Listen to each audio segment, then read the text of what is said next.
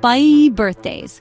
They're supposed to be about cake, presents, and pretending you're thrilled to be another year older. A celebration of life or whatever sentimental garbage people tell themselves. But here's the thing about celebrations. They're loud, they draw attention, and sometimes they attract things you really didn't invite. Things that don't care about your party hats or your carefully chosen playlist. They just see an open door, a moment of distraction, and they slip right in. You think you're just cutting a cake, but you might be cutting a deal with something much older, much darker, that was just waiting for a reason to show up and ruin everything. So, you light the candles, you make a wish. What if your happy little gathering is just a beacon in the dark, calling out to the things that feast on joy and leave behind only fear? The world is a messed up place, full of shadows that have teeth. Let's start with Leo. He was turning 7. The kid was obsessed with circuses, so his parents, trying to win some Parent of the Year award, went all out. They hired a clown. Not just any clown, but one with a fancy name, Patches. The party was in their backyard, kids were running around. The doorbell rang right on schedule. Tom went to answer it, expecting a man in a beat-up car. But there was no car, just a clown, standing on the porch. His white face paint was thick and cracked around his eyes and mouth. He didn't say a word, just gave a slow, deliberate nod. Tom felt a little weirded out. He was silent. He was a void, holding a single, deflated black balloon in one hand. The moment the clown stepped onto the grass, a hush fell over the kids. They stopped their screaming and running, their eyes wide, fixed on this strange, silent figure. The other parents exchanged nervous glances. He slowly inflated the black balloon, the squeaking sound unnaturally loud. It started with juggling. He pulled 3 old, tarnished silver pocket watches from his pockets. They hung there for a moment too long, catching the sunlight in a way that hurt the eyes. The kids were mesmerized, not with joy, but with a kind of hypnotic dread. He motioned for Leo to come closer. The boy, hesitant but prodded by his dad, walked up. When Leo tapped his closed fist, the clown opened it. A dead moth crumbled to dust. A mother started to stand, but was held back, whispering that it was just a trick. He scooped up the moth dust and blew it into the air.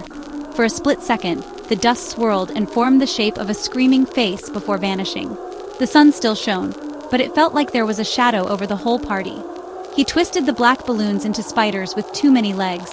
He handed them to the children one by one, and none of them dared to refuse. They held them with trembling hands, their faces pale.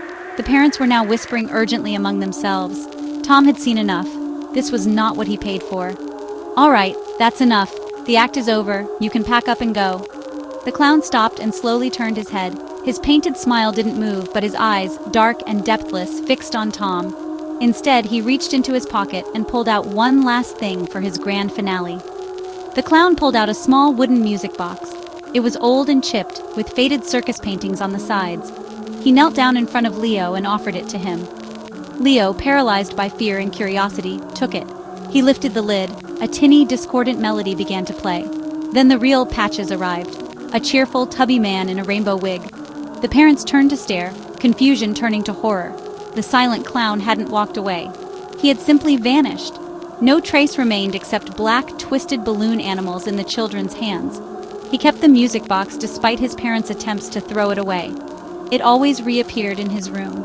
Late at night, his parents sometimes heard that out-of-tune melody behind his closed door.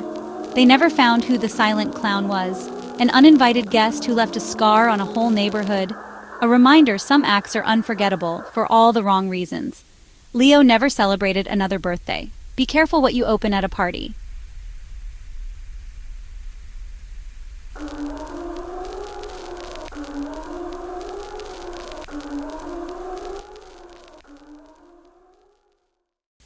Now let's talk about Maya. Her 16th birthday was coming up. A big deal, you know? Her family had just moved into an old Victorian house a few months prior, the kind of place with personality, which is just a nice way of saying it was drafty and made weird noises at night. Maya was more interested in exploring the house itself, especially the attic. It was the one place her parents had told her to stay out of. Naturally, that made it the most interesting place in the whole house. A cascade of dust and the smell of old paper and decay washed over her. The attic was huge, a cavern of shadows filled with the ghosts of the house's past. Old furniture draped in white sheets looked like slumbering giants. Tucked away in a far corner behind a broken rocking horse was a single, beautifully wrapped gift box. In looping handwriting, the tag read, "For the next sweet girl, happy 16th." Maya's heart did a little flip. This had to be a prank, right? She decided she'd open it later, during the party. It would be her special, secret present. The party started, and it was as awkward as Maya had feared. She slipped away from the noise and went to her room, the mysterious gift box in hand. She sat on her bed, the silver paper shimmering in the lamplight. Carefully, she untied the blue ribbon and peeled back the paper. Inside was a beautiful, antique silver locket, resting on a bed of black velvet. The other side held a tiny, faded portrait of a girl, Eleonora, 1925. As soon as the clasp clicked shut, she heard it, a faint whisper like dry leaves by her ear. "It's pretty, isn't it?" Maya froze, her blood turning to ice. She whipped her head around. The room was empty. "I couldn't leave, not without my gift." Maya scrambled off her bed, backing away toward the door. Back in the living room, the music sounded distorted. The laughter seemed hollow and distant. A glass flew off a table and shattered, though no one was near it. "Hear what?" The lights began to flicker violently, casting long, dancing shadows that twisted into strange shapes. A cold wind swept through the room, though all the windows were closed. It extinguished the candles on Maya's cake. This was supposed to be my party, my 16th birthday. The guests started to panic, grabbing their things and rushing for the door. They found their daughter standing alone in the trashed living room, tears streaming, clutching the silver locket. Later, Maya's dad did some research. He found an old article. Eleonora had died from influenza the day before her 16th birthday. Her parents had left everything in her room, including her gifts, exactly as it was. Maya had been wearing her birthday present. She could never get the locket off. The family moved out a month later. It remains a cold, permanent reminder of the girl who wanted her party back. She came back for her birthday.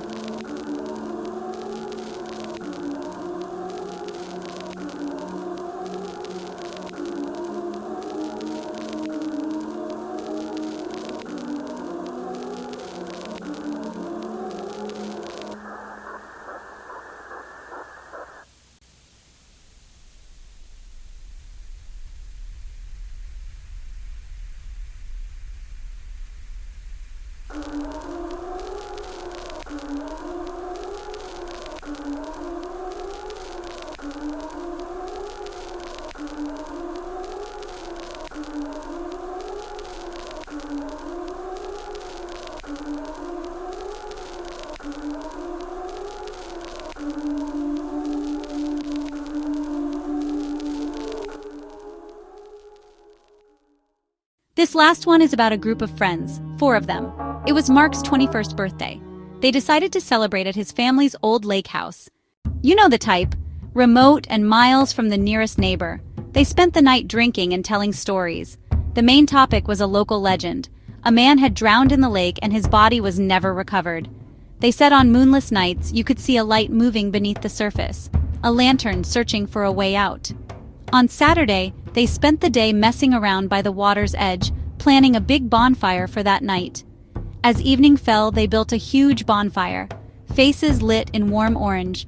The sky was clear and full of stars, but there was no moon, just like in the legend. Around midnight, Chris dared him to swim out to the old floating dock. Mark stripped down and sprinted into the frigid water with a whoop. His friends cheered from the warmth of the fire. He was a strong swimmer and cut through the dark water easily. He reached the dock, pulled himself up, and raised his arms in triumph. And that's when his friends saw it, a faint greenish light glowing just beneath the surface right next to the dock. Mark didn't answer. He just stood there staring down at the light. The light grew a little brighter. Then something broke the surface next to him. It looked like a hand, pale and waterlogged, and it grabbed Mark's ankle. He screamed, a raw, terrified sound that echoed across the lake. He was pulled off the dock with a violent splash. He disappeared beneath the surface. His friends stood frozen in horror. Chris and Dave sprinted into the water, shouting his name. Jenna screamed, dialing 911 with shaking hands. The police and a search team arrived an hour later. They searched all night. They used boats, sonar, divers. They found nothing. No bubbles, no sign of struggle, no sign of Mark. The official story, a cramp, a tragic accident. But his friends know what they saw.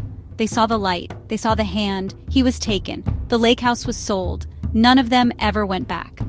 Mark's 21st birthday was his last. You never know who or what might be listening. You might just get exactly what you wished for, or what something else wishes for you. An invitation for the things that wait in the dark to come out and play. So next time you're gathered around a cake, be careful. Don't blow out the candles. It gets dark.